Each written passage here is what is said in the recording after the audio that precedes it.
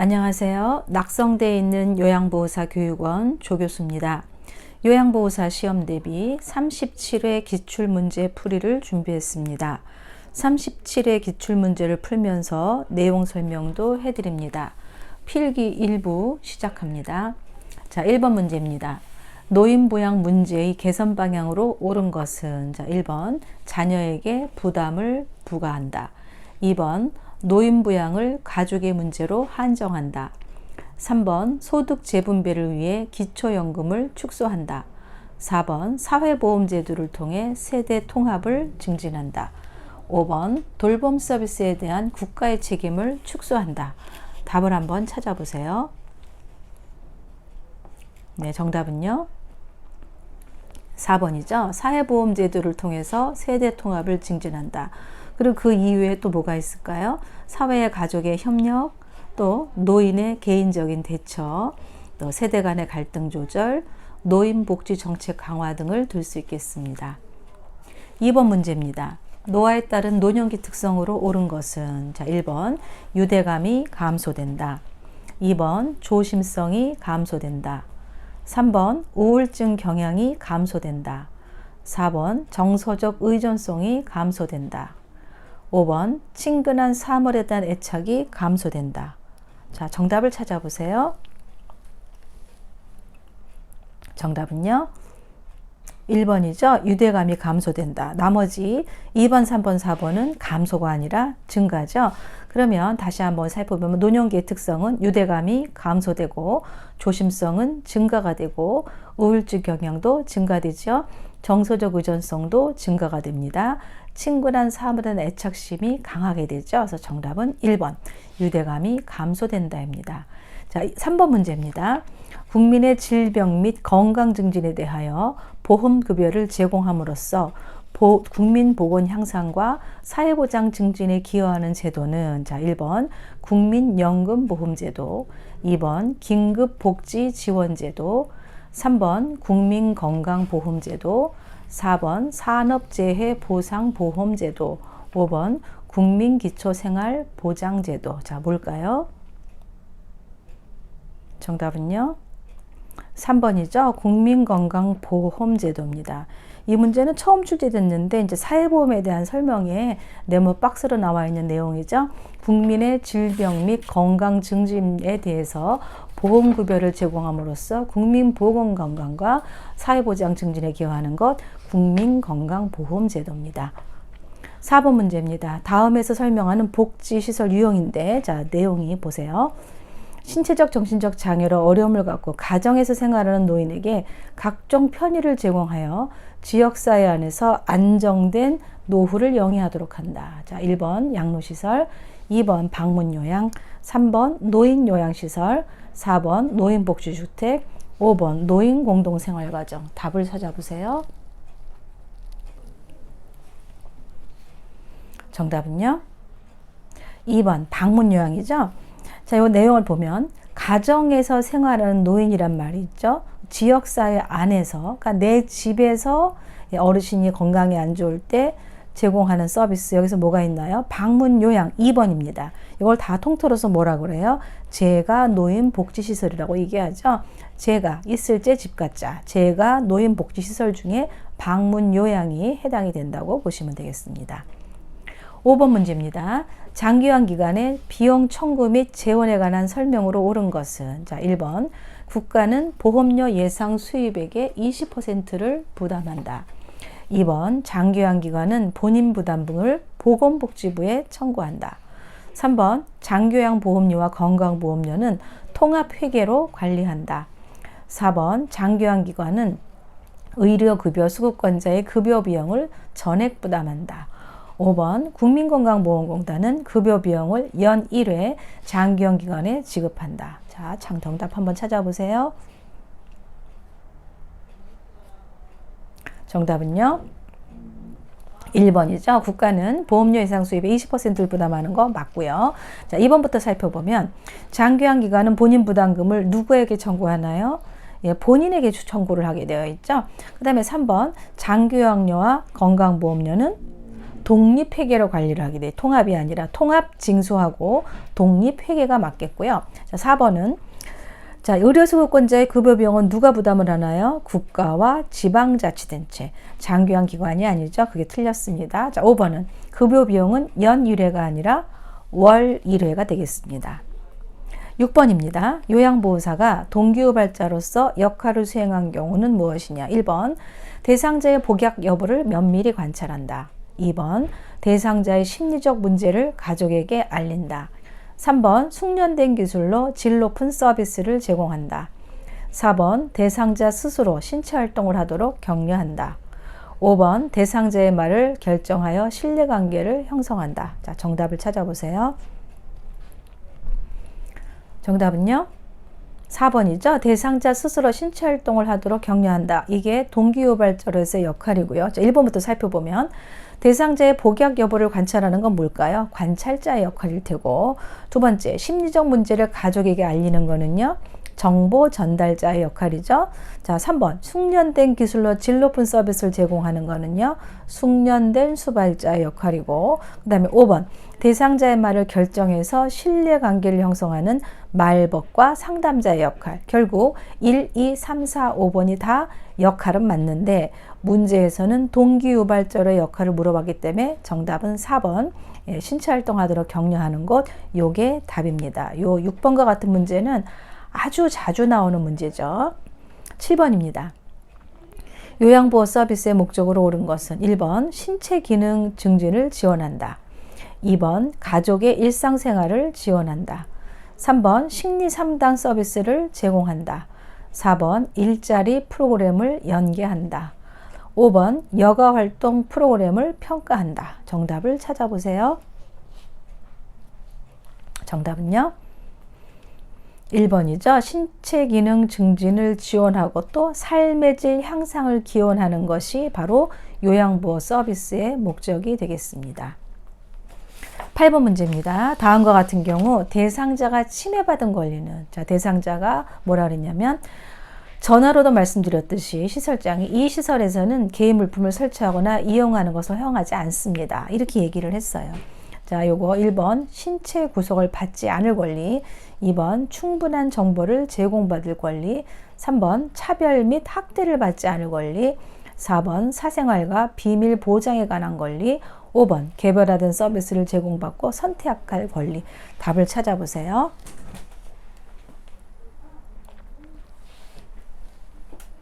정답은 5번이죠. 개별화된 서비스를 제공받고 선택할 권리가 답인데, 자, 시설장이 뭐라 그랬냐면은 이 시설에서는 개인 물품을 설치하거나 이용하는 것을 허용하지 않습니다. 이게 틀렸죠. 허용해야 하고, 또 다른 것은 개인 생활 방식, 머리 모양이라든가 의복 같은 거 이런 것도 인정을 해줘야 되고요. 결정할 수 있는 권리를 보장하는 것이 바로 개별화된 서비스를 제공받고 선택할 권리. 이 권리 문제도 꼭 한 문제씩 나옵니다. 자, 9번 문제입니다. 학대 유형 A와 행위 B가 바르게 연결된 것은, 자, 1번부터 보시면 1번 자기방임, 2번 정서적 학대, 3번 신체적 학대, 4번 경제적 학대, 5번 유기 이렇게 나왔는데 정답을 한번 찾아보세요.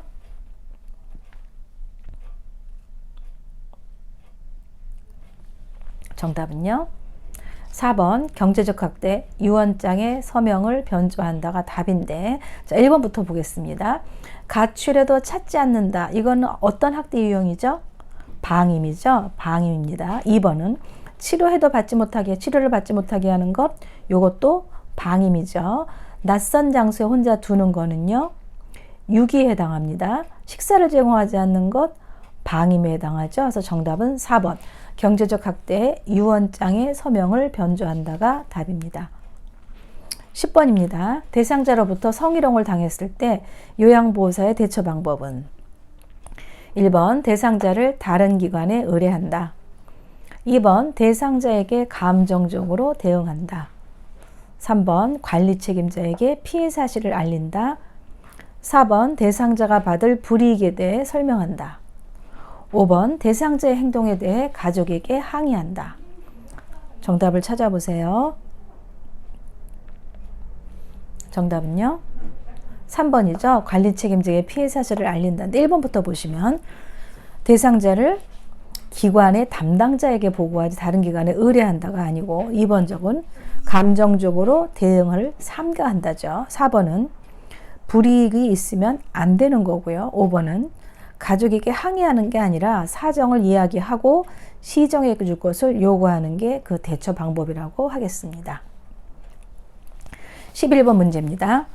다음 상황에서 요양보호사가 침해받은 권리는 치매 어르신을 돌보느라 점심시간 없이 일을 하고 퇴근 후에도 수당 없이 추가 근무를 하였다. 자, 이거 보시면 1번 평등에 관한 권리, 2번 자유에 관한 권리, 3번 노동에 관한 권리, 4번 문화에 관한 권리, 5번 교육에 관한 권리. 정답은요? 3번이죠. 노동에 관한 권리. 자, 기본 인권 항목에 관한 건데 이것도 처음 나온 문제인데 평등권이 있고 첫 번째로, 두 번째는 노동 관련 권리가 있고 세 번째는 자유권이 있다고 보시면 되겠고 요거는 세 번째 항목의 노동에 관한 권리와 연결된 문제라고 보시면 되겠습니다. 12번입니다. 요양보호사가 지켜야 하는 직업윤리 원칙은 1번 대상자보다 가족의 요구를 우선시한다. 2번 업무 중간에 급한 개인적 용무를 해결한다. 3번 새로운 지식과 기술을 지속적으로 학습한다. 4번 서비스 방법을 잘 모를 때는 계획을 수정한다. 5번 친밀도를 높이기 위해 줄임말을 자주 사용한다. 정답을 찾아보세요. 정답은요 3번이죠. 새로운 지식과 기술을 지속적으로 학습한다. 이게 답인데 1번부터 살펴보면 대상자보다 가족의 요구를 우선시하는 게 아니라 뒤바뀌었습니다. 가족보다 대상자의 요구를 우선시하는 게 맞겠고 두 번째 보시면 업무 중간에 급한 개인적 용무 해결을 하면은 안 되죠. 일이 다 끝난 다음에 하셔야 되겠고 3번은 정답입니다. 4번 보시면 서비스 방법을 잘 모를 때는 계획을 수정하는 게 아니라 시설장에게 도움을 요청하는 거고요. 그 다음에 5번 친밀도를 높인다고 줄임말을 쓰나요? 유아어나 명령어나 반말을 사용하지 않는다가 맞죠. 그래서 지켜야 할 윤리원칙 정답은 3번입니다. 13번 문제입니다. 요양보호사가 윤리적 책임을 준수한 사례는 1번 대상자가 없어서 방에 들어가 기다렸다. 2번 대상자를 대신하여 서비스 계약을 체결했다. 3번 자신의 건강관리보다 업무 성과를 중요시했다. 4번 업무 수행에 방해가 되지 않는 복장을 착용했다. 5번 편하게 관리하라고 대상자의 머리를 짧게 잘랐다. 정답을 찾아보세요. 정답은 4번이죠. 업무 수행에 방해가 되지 않는 복장을 착용했다가 답인데 1번부터 보시면 대상자가 없으면 어떻게 해야 됩니까? 다음 방문일을 적어서 메모를 남긴다가 맞겠고 두 번째 대상자를 대신해서 계약을 체결하진 않죠. 대상자와 하든지 보호자와 해야 되니까 대신하는 거 틀렸고요. 그 다음에 자신의 건강보다 업무 성과가 아니죠. 자신의 건강 관리도 중요한 사항입니다. 4번은 정답이에요. 업무 수행에 방해되지 않는 복장을 착용하고 5번은 머리를 짧게 자르는 게 어르신 스스로 원하는 거라면 상관없지만 내가 일 편리하게 하려고 자르는 것도 잘못된 거죠. 그래서 정답은 4번. 업무 수행에 방해가 되지 않는 복장을 착용했다가 정답입니다. 14번 문제입니다.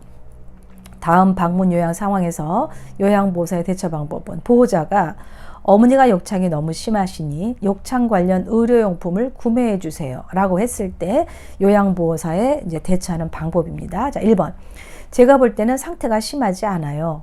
2번 잘 아는 복지용구사업소를 소개해 드릴게요. 3번 약국까지 갔다 와야 하니 추가 비용이 있어요. 4번 경험 많은 요양보호사한테 뭘 살지 물어볼게요. 5번 저희 기관에 말씀드려 어려움을 해결해 드릴게요. 자, 정답을 찾아보세요. 정답은 5번이죠. 저희 기관에 말씀드려 어려움을 해결해 드릴게요가 정답이에요. 첫 번째로 보시면 제가 볼 때 상태가 심하지 않아요. 우리는 어떤 그 환자 상태를 진단하거나 판단할 수가 없습니다. 그래서 틀렸고 두 번째는요. 복지용구 사용서를 소개해 준다. 요거는 알선행위를 하지 않는다. 거기에 위배되는 사항이죠. 알선하면 안 됩니다. 정보를 알려드릴 수는 있지만 그 복지연구 사업서 소개해 주는 거는 올바르지 않고요. 3번은 추가 비용 청구하는 게 잘못됐고, 그 다음에 4번 경험 많은 요양보호사한테 물어보는 것도 아니죠.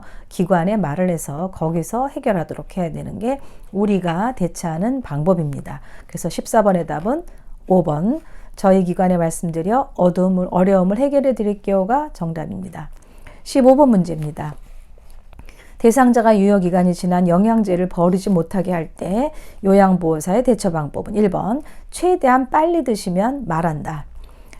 2번 대상자가 모르게 신속히 버린다. 3번 영양제 대신 다른 약을 넣어둔다.